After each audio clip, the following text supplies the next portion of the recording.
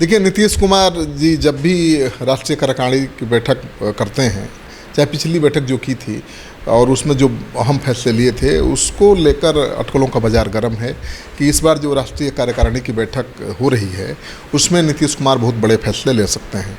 और कहा यह भी जा रहा है कि वो राष्ट्रीय अध्यक्ष के पद को छोड़ सकते हैं, किसी दूसरे नेता को राष्ट्रीय अध्यक्ष बना सकते हैं। संजय झा जो सांसद है राज्यसभा के, नीतीश कुमार के बहुत भरोसेमंद साथी हैं, तो ज़्यादा संभावना है कि संजय झा को राष्ट्रीय अध्यक्ष बनाया जा सकता है।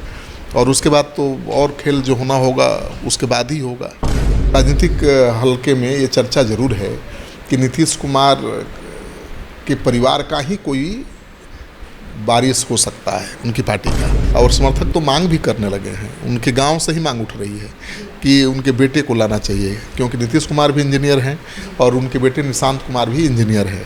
और सबसे बड़ी बात यह है कि निशांत ने कभी अपने पिता के पद का दुरुपयोग नहीं किया।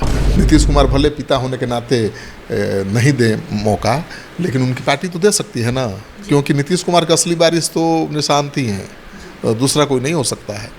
उनकी पार्टी में कोई ऐसा है भी नहीं जो उनकी जगह ले सके। पनोरमा ग्रुप, जो सोचता है वो करता है। आपके अपने सपनों का आशियाना। नमस्कार, आप देख रहे हैं सिटी पोस्ट लाइव और मैं हूं आपके साथ हर्षिता प्रताप सिंह। करीब 6 महीने पूर्व जेडीयू के राष्ट्रीय कार्यकारिणी की बैठक हुई थी, जिसमें कई अहम फैसले लिए गए थे। एक और ललन सिंह ने राष्ट्रीय अध्यक्ष के पद से इस्तीफा दिया था, तो वहीं दूसरी ओर नीतीश कुमार ने यह पद संभाल लिया, जिसके बाद बिहार की राजनीति में बड़ा फेरबदल हुआ। और कल एक बार फिर दिल्ली में राष्ट्रीय कार्यकारिणी की बैठक हो रही है।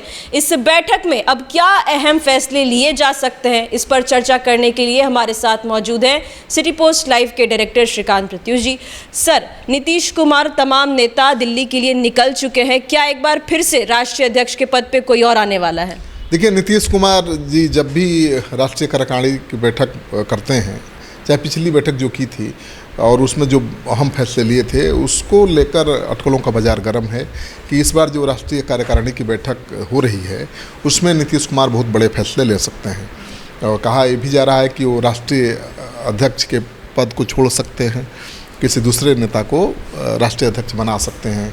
आपको पता ही है कि पिछली बार जब बैठक हुई थी 6 महीना पहले, तो ललन सिंह राष्ट्रीय अध्यक्ष थे, उनको नीतीश कुमार ने हटा दिया था और खुद अध्यक्ष बन गए थे।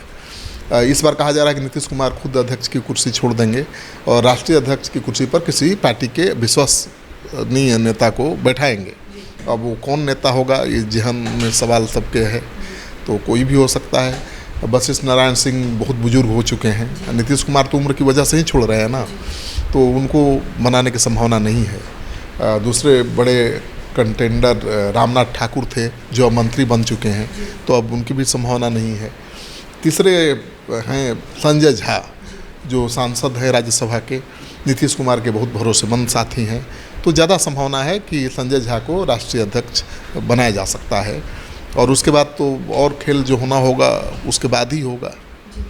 अगर बात करें हम निशांत कुमार की, नीतीश कुमार के पुत्र की, उनको भी राजनीति में लाने की मांग चल रही है और ये कहा जा रहा है कि इस बैठक के बाद उनकी एंट्री कराई जा सकती है। देखिए, इस बैठक में पहले तो राष्ट्रीय अध्यक्ष नया चुना जाएगा और संजय झा अगर हो जाते हैं तो नीतीश कुमार जिम्मेवारी से मुक्त हो जाएंगे, वो तो मुख्यमंत्री हैं ही। तो राजनीतिक हलके में ये चर्चा ज़रूर है कि नीतीश कुमार के परिवार का ही कोई वारिस हो सकता है उनकी पार्टी का, क्योंकि आप बिहार की जो परंपरा है या जो बिहार में माहौल है, आप देखती हैं कि लालू यादव की पार्टी का उत्तराधिकारी तेजस्वी यादव ही हो सकते हैं या लालू यादव के बेटे बेटी ही हो सकते थे, ये सच है। रामविलास पासवान के भाई पशुपति पारस ने कोशिश की थी कि वो उत्तराधिकारी बन जाए, लेकिन जनता ने, उनके समाज के लोगों ने नकार दिया। उनके बेटे चिराग पासवान को ही उत्तराधिकारी माना। उसी तरह से नीतीश कुमार किसी दूसरे को बना देंगे उत्तराधिकारी तो उनके समर्थक नहीं मानेंगे, और समर्थक तो मांग भी करने लगे हैं। उनके गांव से ही मांग उठ रही है कि उनके बेटे को लाना चाहिए, क्योंकि नीतीश कुमार भी इंजीनियर हैं और उनके बेटे निशांत कुमार भी इंजीनियर हैं। और सबसे बड़ी बात यह है कि निशांत ने कभी अपने पिता के पद का दुरुपयोग नहीं किया, उनके पावर का इस्तेमाल नहीं किया, कभी विवादों में नहीं रहे। बहुत लोग तो जानते ही नहीं हैं कि निशांत कुमार कौन है, कैसा है, क्या करता है। तो वो पेशे से वो भी इंजीनियर हैं, नीतीश कुमार की तरह, बोलते कम हैं, लेकिन राजनीतिक परिवार में ही पले बढ़े हैं, तो राजनीति तो समझते ही होंगे। और उनके बेटे हैं, इकलौते बेटे हैं, तो राजनीति में आ जाए तो कौन बड़ी बात हो जाएगी।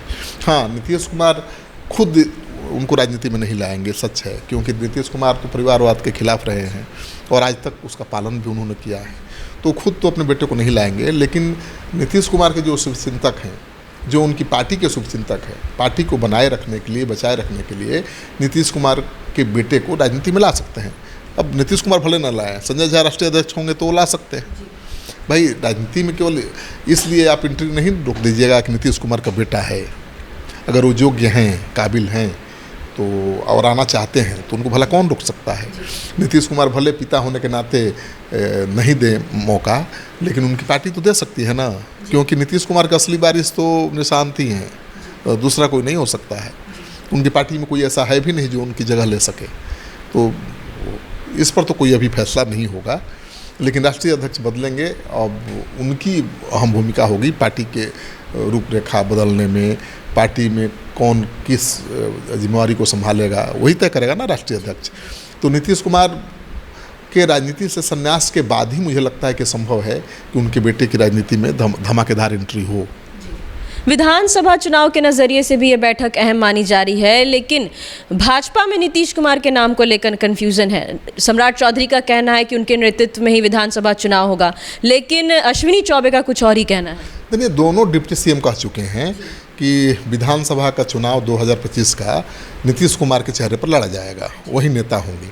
तो दोनों डिप्टी सीएम बीजेपी के बड़े नेता हैं और उनकी बातों को ज़्यादा गंभीरता से लेना चाहिए। अश्विनी चौबे को तो टिकट ही नहीं मिला और बुजुर्ग भी हो चुके हैं, तो उनकी बात का कोई मतलब नहीं है, उनके विरोध का भी कोई मतलब नहीं है। नीतीश कुमार का विरोध तो शुरू से वो करते रहे, लेकिन बीजेपी को जिसकी ज़रूरत है उसको तो लेगी साथ ना भाई। अब बिना नीतीश कुमार के, माइनस नीतीश कुमार, बीजेपी सोच भी नहीं सकती है बिहार में सत्ता पर काबिज होने का। नीतीश कुमार बैलेंसिंग फैक्टर थे, हैं और आगे भी रहेंगे जब तक जिंदा हैं। तो मुझे लगता है कि नीतीश कुमार मजबूरी है बीजेपी की, और बीजेपी के दोनों बड़े नेता स्पष्ट कर चुके हैं कि उनके नेतृत्व में ही चुनाव लड़ा जाएगा। तो मानकर चलिए कि नीतीश कुमार के नेतृत्व में ही चुनाव लड़ा जाएगा, लेकिन उनकी पार्टी कोशिश करेगी कि आगे चलकर उनके बेटे को बड़ी भूमिका मिले, निशांत को, क्योंकि नीतीश कुमार जी की भी उम्र ज़्यादा हो चुकी है, वो आखिरी पारी ही खेल रहे हैं ना। तो कोशिश करेगी पार्टी कि इस बार विधानसभा चुनाव जीतकर, ज़्यादा सीटों पर जीतकर वो आए, मजबूत हो और अपने मनपसंद किसी दूसरे नेता को नीतीश कुमार के बाद वो अपना नेता चुन सके। तो मुझे लगता है कि ये बड़े बड़े खेल होने बाकी हैं बिहार की राजनीति में, इंतजार करिए, ये पर्दा बहुत जल्द हटेगा। और निशांत को सीएम बनाने की मांग तो उनके गांव वाले कर रहे हैं, नीतीश कुमार जी के गांव के लोग ही कर रहे हैं, और कह रहे हैं कि नीतीश कुमार जी को अब राजनीति से संन्यास ले लेना चाहिए और अपने बेटे को राजनीति में लाना चाहिए। उनका बेटा उनकी तरह ही काबिल है और उनसे बड़ा कुछ कर सकता है। गाँव वालों को तो ये दावा है कि ये तो सीएम बने, वो पीएम बन सकता है, क्योंकि उसकी उम्र कम है, पढ़ा लिखा है और कोई दाग नहीं है उसके दामन पर। देखिए क्या होता है, राजनीति में कुछ भी कह पाना बड़ा मुश्किल है। सर, एक आखिरी सवाल, सियासी गलियारों में एक बार फिर से ये चर्चा तेज़ उठ रही है कि नीतीश कुमार एनडीए छोड़ेंगे, इंडिया गठबंधन में जाएंगे। क्या एक बार फिर कार्यकारिणी की बैठक के बाद कुछ बड़ा होने वाला है बिहार में? मुझे अभी ऐसा नहीं लगता है। जब बीजेपी मान ही रही है कि नीतीश कुमार के नेतृत्व में अगला चुनाव वो लड़ेगी, उनको अपना नेता मानने को तैयार है, तो नीतीश कुमार ऐसा कोई फैसला नहीं लेने वाले हैं मेरे हिसाब से। हाँ, नीतीश कुमार की चिंता ज़रूर होगी अपनी पार्टी को बचाए रखने की। तो पार्टी को कोई खतरा नहीं है बीजेपी के साथ रहने से, मुझे लगता है बीजेपी के साथ रहकर ही वो पार्टी को और बढ़िया से चला सकते हैं, सरकार भी अच्छा से चला सकते हैं। 2 बार आरजेडी के साथ जा चुके हैं, नतीजा सामने है कि दोनों बार ही उनको 1-1.5 साल के अंदर ही भागना पड़ा। तो आरजेडी की जो विचारधारा है, जो स्टाइल है काम करने का, उससे नीतीश कुमार का मिजाज मेल नहीं खाता है। बीजेपी के साथ ज़्यादा वो कंफर्टेबल महसूस करते हैं, और बीजेपी भी इतनी मजबूत नहीं है आज की तारीख में कि नीतीश कुमार को नज़रअंदाज करे। केंद्र में सरकार चलाने के लिए भी नीतीश ज़रूरी हैं और बिहार में सरकार बनाने के लिए भी।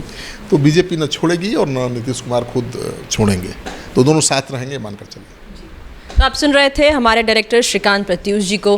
कल एक बार फिर से जेडीयू के राष्ट्र कार्यकारिणी की बैठक है जिसमें कई अहम फैसले लिए जा सकते हैं। सबसे बड़ा फैसला ये हो सकता है कि अब जेडीयू की कमान कौन संभालेगा, कौन राष्ट्रीय अध्यक्ष की पद पर बैठेगा। क्या कुछ होता है कल, ये देखने वाली बात होगी। फिलहाल इस खबर में इतना ही। अब आगे की खबरों के लिए देखते रहिए सिटी पोस्ट लाइव। इस वीडियो को लाइक करें, शेयर करें और चैनल को सब्सक्राइब करना ना भूलें। धन्यवाद।